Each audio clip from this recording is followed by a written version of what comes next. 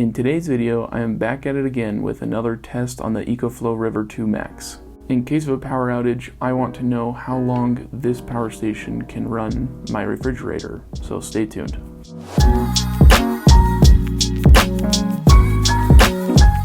If you haven't already, watch my other video doing this same test on the EcoFlow Delta 2. By comparison, the EcoFlow Delta 2 has a 1024 watt-hour battery, while the River 2 Max has a 512 watt-hour battery, so it's exactly half the battery size. Based on that, it's easy to assume that the River 2 Max will probably have half the runtime of the Delta 2, which most likely is going to be the case, but it's always important to test it and actually see what runtime I can expect in case of an emergency. And for reference, the Delta 2, it was able to run my refrigerator for roughly 15 hours, right around 15 hours. I've already got the River 2 Max charged up to 100%, and this time around I'm doing it early enough in the day so I don't have to wake up at 2 a.m. again. So without further ado, we'll go ahead and get this test started. For reference, the actual temperature in the house is 72 degrees. And here is the fridge and freezer still plugged into the wall. Here's all the goods we've got in the freezer and in the fridge section. And here is what we keep it set to all the time. So you can see the fridge is plugged into the wall and it's currently running, and I'm gonna go ahead and unplug it and plug it right into the power station. It's a little dark back here, but you should be able to see the fridge is plugged into the power station. We're at 100% and we aren't drawing anything. It's also important to note that this power station is only rated for 500 watts for the inverter, but with the X boost turned on, it can ramp up to 1,000 watts. And my refrigerator ongoing draws about 132 watts. But on startup, it requires more than the available 500 watts. So I need to turn on X boost in order for it to work. Okay, I have X boost turned on, so we'll try and power the refrigerator and see what happens. Uh-oh, still showing overload.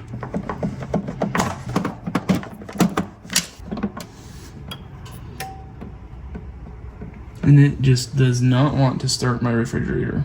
Just a quick update, it was actually the third or fourth try that I was able to get the fridge running. I ended up waiting just a minute or two and turning the AC section on via the app. And for whatever reason, the fridge turned on and started running. So we're good.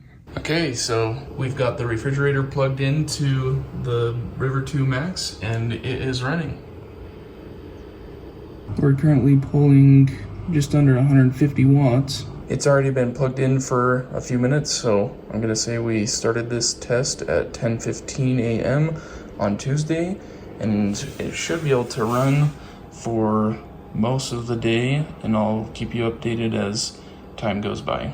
Right now we are at 47% battery life, and the fridge is running, pulling 135 watts.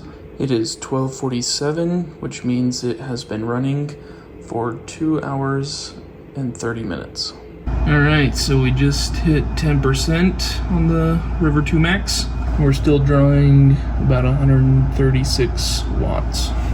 And it is 4:40, so it has been running since 10:15 this morning, so that is 6 hours and 25 minutes. So it is 5:16 p.m. and the EcoFlow River 2 Max has finally died. It's showing 1%. Okay, this time the fridge is actually out of power because the power station is finally dead. So we can see it actually shows 0% and it no longer has any more power to give. And it is 5:36.